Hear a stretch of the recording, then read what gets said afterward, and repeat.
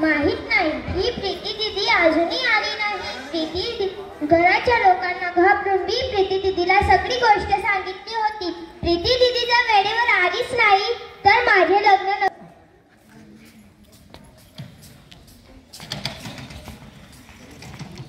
दादा, असं तोंड उतरून बसू नकोस. मुलाकडचे येतच असतील. आई, तू तर समज मला, मी अजून फक्त 12 वर्षाचीच आहे. बघ, तू आता लहान राहिलीस का? तू मोठी होऊन गेलीस. मला पण तुझे बाबा ह्याच वयात घेऊन आले होते. आई, तो काळ वेगळा होता आणि हा काळ वेगळा आहे. बघ, काळ बरोबर आहे. तो काळ आणि आताचा काळ सारखाच आहे. आई, मला अजून शिकायचे आहे, काहीतरी बनायचे आहे. त्याचे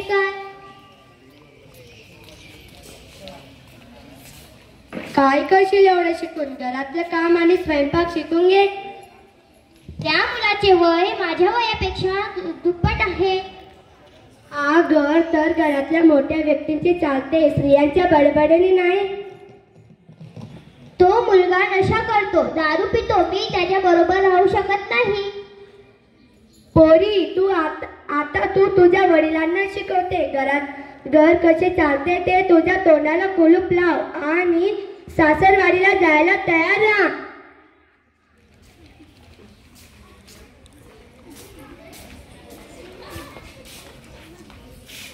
नमस्कार. नमस्कार. नमस्कार. या रामसिंग, सर्व व्यवहार पूर्ण झालेला आहे. आम्ही मुलीला घ्यायला आलो आहोत. तुझ्या मुलीला द्यायला तयार हो. आई, मला नाही जायचे सासरवाडीला. मला नको पाठवू. रामसिंग, तुझी मुलगी काय बोलतेस? तुम्ही जिद्द नका करू. मुलगी अजून लहान आहे. मी तुमच्या सोबत पाठवायला तयार आहे. थांबा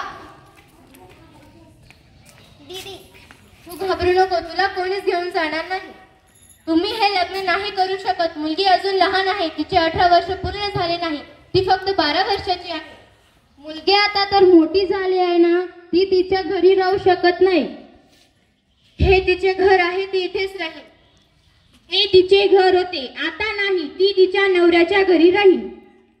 नवऱ्याच्या घरी वेगळीच गोष्ट आहे ना. लग्न झाले की मुलगी परकी होऊन जाते आणि ज्या घरी ती परकी झाली ते घर तिचे म्हणतच नाही. मी तुझ्या जवळ हात जोडते. तू तुझ्या सासरवाडीला चालली जा. कमालच आहे, जे आईवडील आपल्या मुलीला एवढं शिकवून मोठं करतात, तिचे पालन पोषण करतात आणि हे लोक तिला खेळणं समजतात. हे बघ, आमच्या परिवाराच्या गोष्टींमध्ये पडू नको. काय खोटं बोलत आहे मी? जर मुलगी शिकायचं म्हणते, काहीतरी बनायचं म्हणते तर बनू द्या की.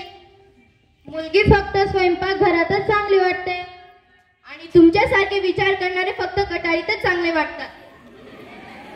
ए मुली, पुस्तके वाचून आम्हाला अधिकार नको शिकव. तू खूपच शहाणी झालेली आहे. चल आमच्या सोबत. सोडा मला. ती तुमच्या सोबत येणार नाही.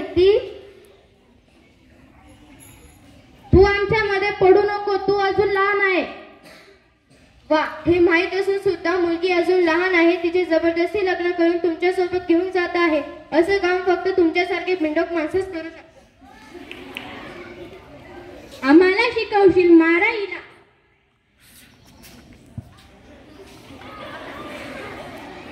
चला आमच्या सोबत. मी असताना मुलीला कोणीच घेऊन जाणार नाही. हे बघा कोर्टाचे आदेश. दाखव कोर्टाचे आदेश. बापरे, आम्ही तर घाबरलो. हे बघ, गाव आमचा आहे. इथे आम्ही जे सांगतो तेच करतो. समजलं का? हे घे तुझे कोर्टाचे.